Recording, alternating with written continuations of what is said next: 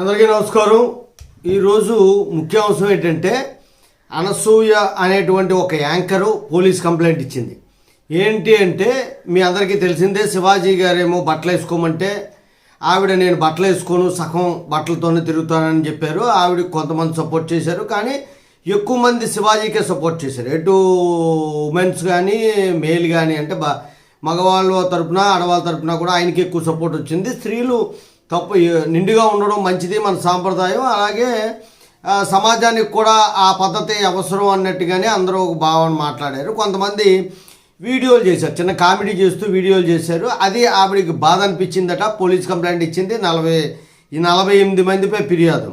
తనపై ఆన్లైన్లో వేధింపులు పెరుగుతున్నాయని అనసూయ హైదరాబాదు సైబర్ క్రైమ్ పోలీసులకు ఫిర్యాదు చేశారు. అశ్లీల వ్యాఖ్యలు, లైంగిక దూషణ, బెదిరింపులు అనేటువంటి సెక్షన్లు అప్లై అవుతాయని చెప్పేసి, అలాగే క్రిమినల్ డిఫామేషను, తర్వాత సెక్షువల్ హెరాస్మెంటు, తర్వాత ఏమో ఏఐ ఫోర్జరీ వంటి నేరాల కిందగా పోలీసుకి నమోదు చేయడం జరిగింది.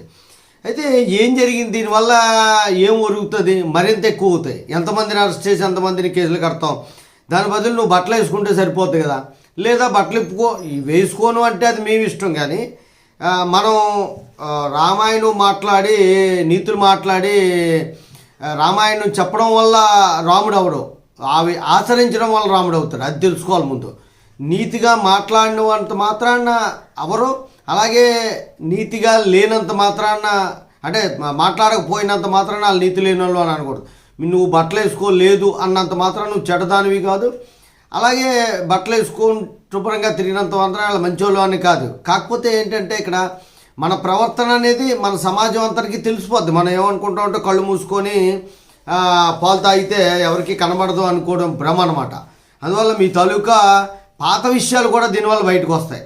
మీరు ఏం చేసేవారు, ఈ స్థాయికి రావడానికి మంచి చెడ్డలు ఏం జరిగాయి అన్న విషయాలు. అందువల్ల మనం ఎప్పుడైతే మన మీద కామెంట్లు పెరిగాయో అప్పుడు మనం కాముగా ఉంటేనే మన విషయాలు బయటికి రావడం అనేటువంటిది తగ్గుతుంది. లేదా క్షమాపణలు చెప్పి నేను అన్న ఉద్దేశం వేరు, అంతేగాని నేను బట్టలు అశ్లీలుగా ఉండమని చెప్పలేదని చెప్తే సరిపోయి ఉండేది. పోలీస్ కంప్లైంట్ ఇవ్వడం, బెదిరించడం చేస్తే ఎంతమంది నన్ను బెదిరిస్తావు?